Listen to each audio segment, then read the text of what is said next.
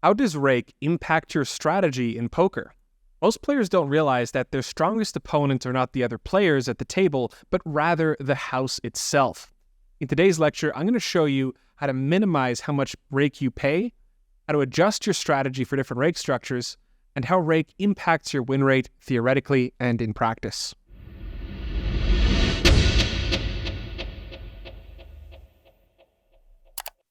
Hey everyone, before we start the video, would really appreciate it if you could hit the like and subscribe buttons. Your support means a lot to us. Thank you, and enjoy the video.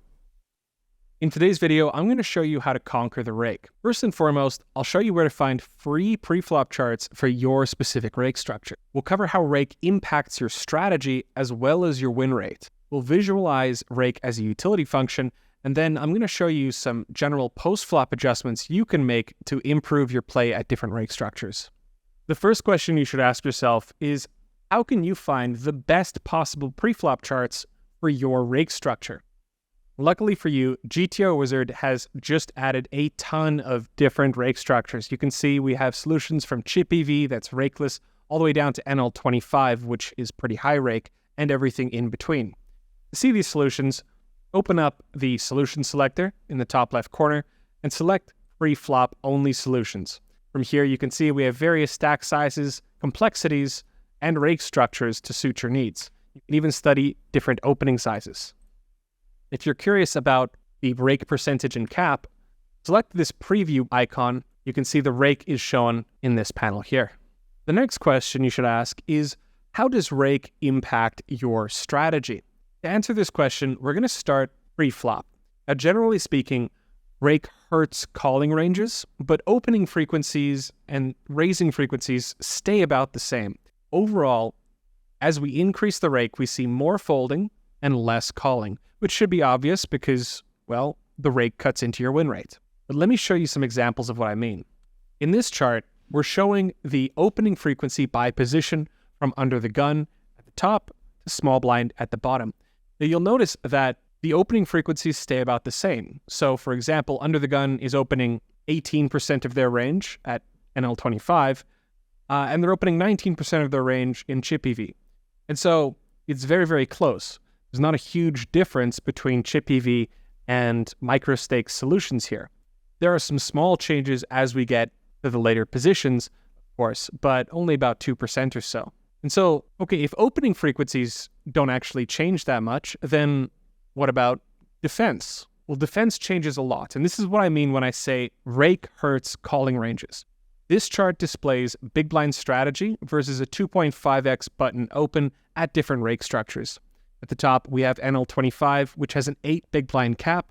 At the bottom, we have chip EV. And you can see as it goes from NL25 to NL100, NL500, and chip EV, our overall folding range increases and we're calling less often. Meanwhile, our 3-betting frequencies stay approximately the same in each spot. Let me show you an example. I'm going to select these preflop solutions again, and we're going to use a 2x opening size and select chip EV, CEV. So this means, again, Rakeless. Here we're looking at under the gun's opening strategy in a Rakeless cash game, and we can see that they open about 18.8% of hands. How would their opening strategy change at 25 and L, where there's a lot of Rake? 18.2%. And we can see there's really not a big difference between these two strategies. The hand selection changes a bit, but the overall frequency is very similar. Okay, so what happens when under the gun opens and it folds the big blind? Well, here we can see that they're defending about a third of their range at 25 and L, but if there were no Rake, they would defend more than half their range. It's a very significant difference. And there are two reasons for this. The first is that Rake is generally more leveraged on the player that's closing the action due to the no flop, no drop rule. So when big blind calls, they're guaranteed to get raked, whereas when under the gun opens, they are not guaranteed to get raked because it can fold pre-flop, right? The second reason is that the big blind just has more close decisions, right? Many, many more close decisions. And this means that small changes to the expected value of their hands can have big changes on their overall defending frequencies. Here's another example. So the button opens, action folds the big blind. And we can see, again, that the chip EV solutions, that is to say, the Rakeless solutions, will defend much wider compared to these high rake NL25 and L50 solutions. But something else changes. You'll notice that the 3-bet construction becomes much more linear in chip EV and much more polarized at NL25. The reason for this is because it's optimizing for different things. At NL25, it's raising hands that are at the very bottom of your range that have good blockers and want to generate some fold equity. Queen deuce, king deuce, ace x, these are all hands that are kind of crappy calls, but they can generate a lot of folds if you 3-bet them. And indeed, when they do 3-bet, you expect the button to fold quite often, almost 70%. Now compare that to chip EV. In a rakeless game, the button is expected to defend much wider facing a 3-bet. And for that reason, instead of optimizing for fold equity, it's optimizing for hands that do reasonably well when called. Suited connectors, suited broadways, strong pocket pairs, and such. Now, perhaps you're worried that this 3-bet size doesn't work for you. Well, keep in mind you can always try these research solutions, which have many more 3-bet sizes, and so you can see how the button responds to a range of different sizes, again, at various rake structures. All right, we've touched on some pre-flop strategy, and I'll circle back to strategy later in this presentation, but first, I think it's important to show you how rake impacts win rates. But what I've done is I've graphed how much rake you pay at different stakes from GTO against measured hand history data. At the very top of this graph, we see NL500, which has low rake. You expect to pay approximately 3.3 big blinds per 100. At the very bottom of this graph, we have NL10 with high rake, and here you expect to pay about 8 big blinds per 100. The blue lines represent your theoretical rake, or how much a GTO solver thinks you ought to be paying overall, whereas the red line represents how much rake you are actually paying according to measured hand history data. So why is there such a big discrepancy at these lower stakes? It seems like players are paying much more rake than they ought to be paying, according to what GTO thinks. And I think the reason for this is that at lower stakes, players are not folding enough. And just in general, there's going to be more recreational players that are putting in too much money, seeing too many flops, and just pumping up the total amount of rake paid by the overall population. Whereas at the higher stakes, there are fewer recreational players, players are a bit stronger, and therefore the theoretical and actual rake get much closer. The next most obvious question, to me anyway, was how do GTO win rates vary by position? How much should each seat win from under the gun through big blind, and how do these vary by stake? So I calculated these win rates from chip EV, NL400, and NL10, from under the gun through big blind. First thing you'll notice is that the later positions pay a larger proportion of the rake on average, and this is simply because they're playing more hands and therefore paying more rake. For example, under the gun, we see that the win rate changes from 11 big blinds per 100 in a rakeless scenario to 8 big blinds per 100 at micro stakes, whereas on the button, we see that the win rate varies from 25 big blinds per 100 all the way down to 17 big blinds per 100. So there's a lot more variance here. But all of that is dwarfed by how much more the blinds pay. It appears that the blinds end up taking the brunt of the rake, I suppose because they are defended to continue the widest and play the most flops out of all of these positions. The measured rake data from my previous graph was taken from this site, Primedope, which is a great free online poker rake calculator. I recommend checking this out. They're not paying me to tell you this, it's just a great little free tool. So, first of all, you can see how much rake you would expect to be paying in big blinds per 100 across different stakes and different formats. At the very bottom here, I particularly like this table, which shows stakes from 10 NL all the way up to 500 NL, and you can view this either as formal rake, net rake, or big blinds per 100. And here you can see that some sites are going to offer way better deals than other sites. So it's important to scope out your competition. Even if you're limited to what sites you can play on, you should scope out at what point you start to get a significant break on the rake in order to plan your bankroll management.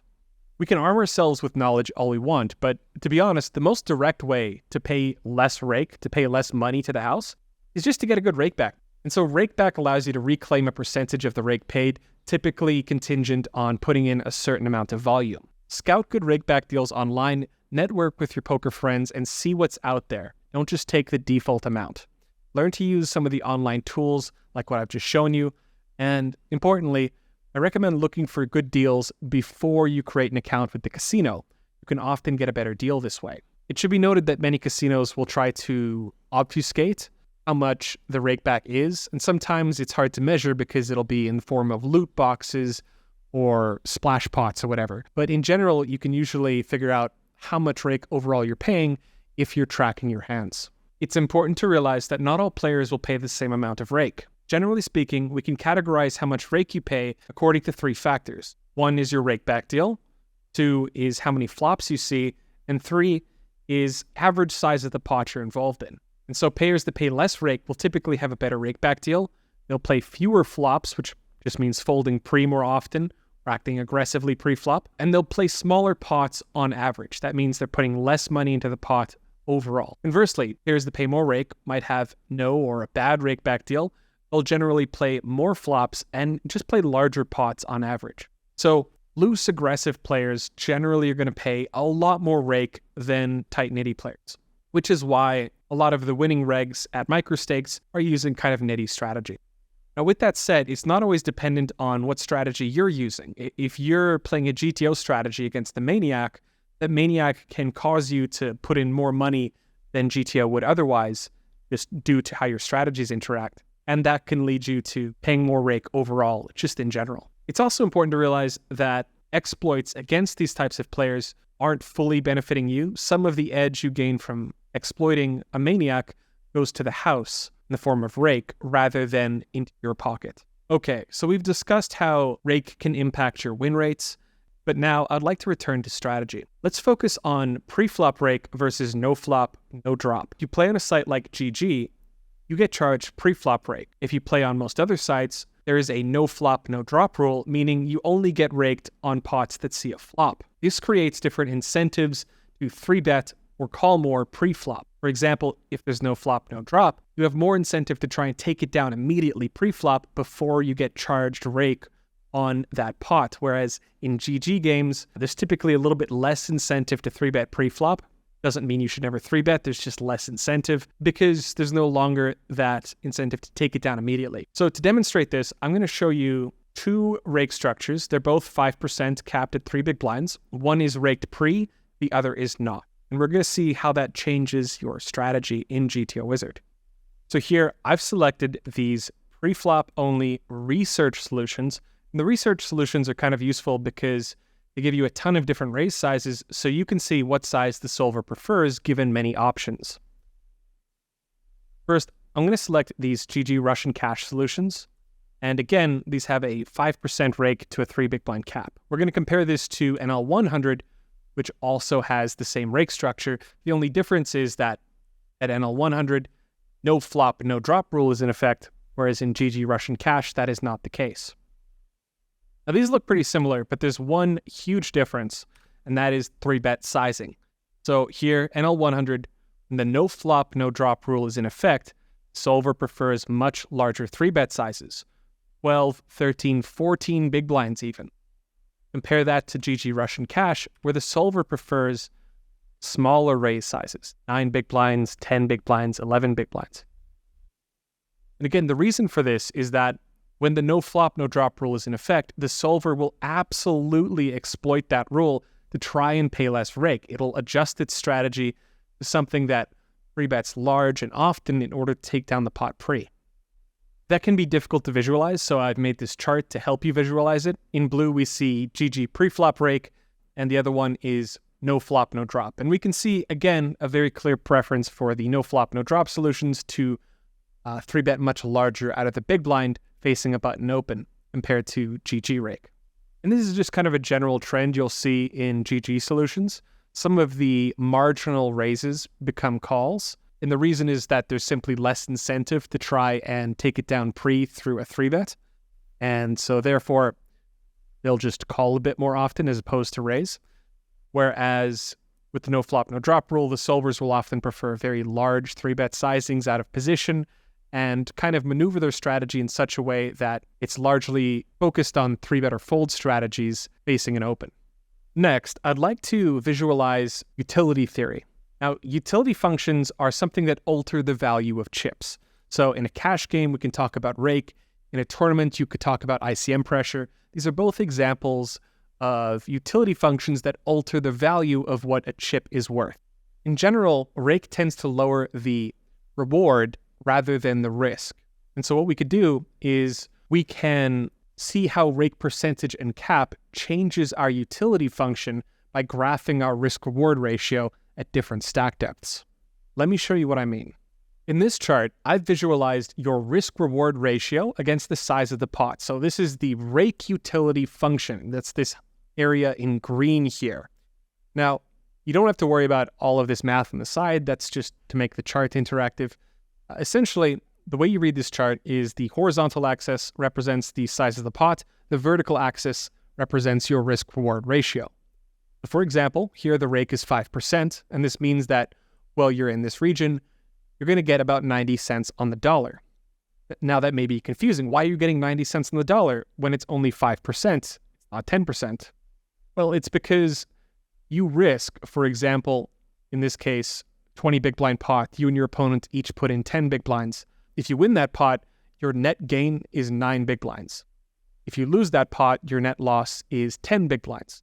And so you're getting 90 cents on the dollar. And this continues. You keep getting 90 cents on the dollar until you hit the cap. And once you hit the cap, you can start getting a discount when it comes to the risk-reward ratio. But we can see how this changes as we increase or decrease the rake structure. For example, if there was no rake, you'd just get 1-to-1. You get $1 on $1. Chip EV, it's perfectly fair.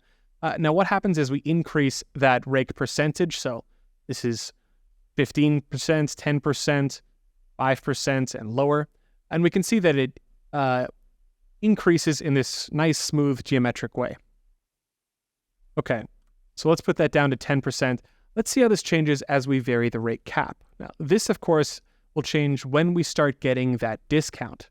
And as we increase the rake cap, it becomes harder and harder to make a pot big enough that starts getting a good discount. So anyway, if you want to try out this graph, I'll link to it in the description. The parameters are P for the percentage of rake paid and C for the rake cap in big blinds as shown in the middle of the graph here. Oh, one thing to mention about this is that in general, rake tends to be front-loaded. And what I mean by that is that generally speaking, you're going to get a better deal in a cash game when more of your stack is invested, as opposed to, down here when you're paying the full amount. However, for example, some of the micro stakes places, so for example, this will be your average micro stakes region, you're just going to be paying the full amount either way. All right, that's enough utility theory. Going forward, I'm going to concentrate on how rake affects your strategy and win rate post-flop. Here we see a button versus big blind single raise pot, and I've graphed the rake's EV, the expected value of the house, at NL 500, NL 50, and GG NL 50 as a higher cap. And we'll notice something interesting here. First of all, the rake's win rate is kind of absurd. So the house is making 66 big blinds per 100 in this scenario. That's a lot of big blinds, okay? So don't underestimate the rake. Probably a better way to view this, a fairer way, is to graph the pot share rather than the big blinds per 100 because everything looks big when you multiply it by 100. So here we see the big blind's expected value as a percentage of the total pot on the left-hand side. And we can see it's 36% at all three rake structures. On the right-hand side, we see button's expected value, and the rake is red in the middle. And it looks like big blind's EV stays the same, whereas the rake is kind of eating into the button's win rate. And so one way to understand this is that the big blind is actually playing tighter at these high rake structures. And so they're kind of defending in such a way that they'll have exactly enough pot share post-flop. And so in exchange, the button is going to take down more of these pots pre-flop. And so we're not really seeing button's pre-flop EV here. We're only seeing EV when they get called by, for example, a tight range at these high rake structures. Perhaps it'll be clearer with an example. Let me open GTO Wizard and show you how I generate these.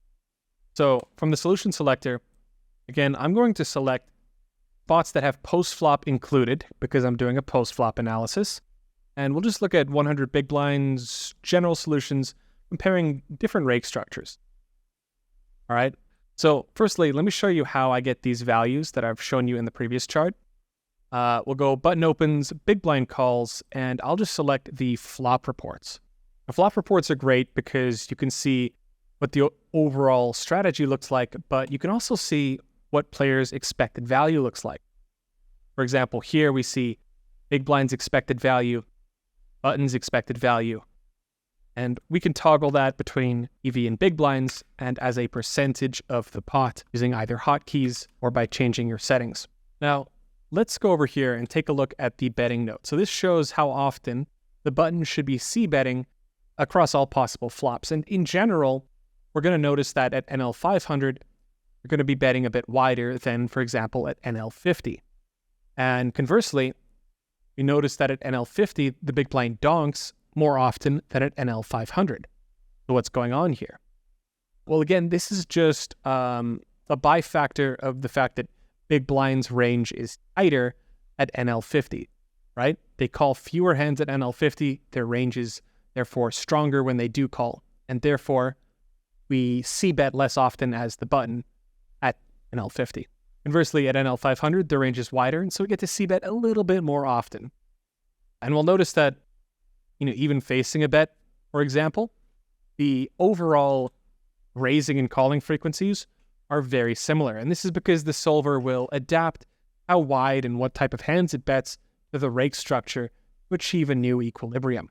You can notice, for example, across all possible flops, we're folding a third of the time versus a third pot bet at NL 50, and a third of the time facing a third pot bet at NL 500. Really doesn't change too much.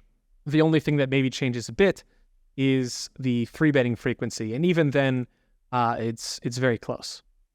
I did a similar analysis for under the gun versus big blind single raise pot, and we see all the same things. The big blind's EV is stable across all three, so in all cases, they're getting about 29% of the pot. The rake tends to eat into the under the gun player's EV post-flop, and this is a function of big blind's range getting tighter as you increase the rake. Analyzing the reports in GTO Wizard, we don't see very much of a difference between the aggregate betting strategies at NL 500 compared to NL 50.